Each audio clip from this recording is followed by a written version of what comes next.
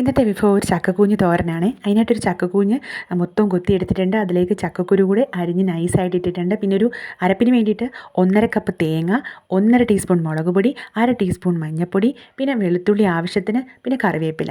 അപ്പം നമ്മൾ ഈ ചക്കക്കൂഞ്ഞ് കൊത്തിയത് ഒരു ചരുവത്തിലേക്ക് ഇട്ടിട്ട് അതിലേക്ക് നമ്മൾ ഒരു 1/2 ടീസ്പൂൺ ഉപ്പും ചേർത്ത് ഒരു 1/2 കപ്പ് വെള്ളവും ചേർത്ത് ഒഴിച്ചിട്ട് നമ്മളിതെടുത്ത് ഒരു ലോ ഫ്ലെയിമിൽ വെച്ച് വേവിക്കും. എന്നിട്ട് അത് മാറ്റി വെച്ചിട്ട് കടുക് വറുത്തിട്ട്, കടുക് വറുക്കുമ്പോൾ നമ്മൾ അരി കൂടെ ചേർക്കണം, നല്ല ടേസ്റ്റാണ്. എന്നിട്ട് ഈ വേവിച്ച് വെച്ച ചക്കക്കുഞ്ഞ് അതിലേക്ക് ഇട്ട് കൊടുത്തിട്ട് അതിന് നടുവിലേക്ക് നമ്മൾ ഈ അരപ്പ് നന്നായിട്ട് ചതച്ച് അതിലിട്ട് കൊടുത്ത് പൊത്തി വെച്ചിട്ട് നമ്മൾ അരപ്പിൻ്റെ വെള്ളവും കൂടെ ചേർത്ത് കൊടുത്ത് അടച്ച് വെച്ച് വീണ്ടും ലോ ഫ്ലെയിമിൽ വേവിക്കണം. വളരെ ടേസ്റ്റുള്ളൊരു തോരനാണ്. നമ്മുടെ ശരീരത്തിന് ഏറ്റവും അധികം നല്ലതാണ്. കുഞ്ഞുങ്ങൾക്ക് ഇതൊക്കെ പ്രത്യേകം ഉണ്ടാക്കി കൊടുക്കണം.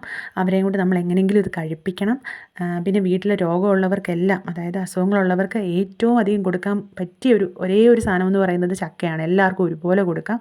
ഫൈബർ കണ്ടൻറ്റ് ഒരുപാട് അടങ്ങിയിട്ടുണ്ട്. തീർച്ചയായിട്ടും ഉണ്ടാക്കി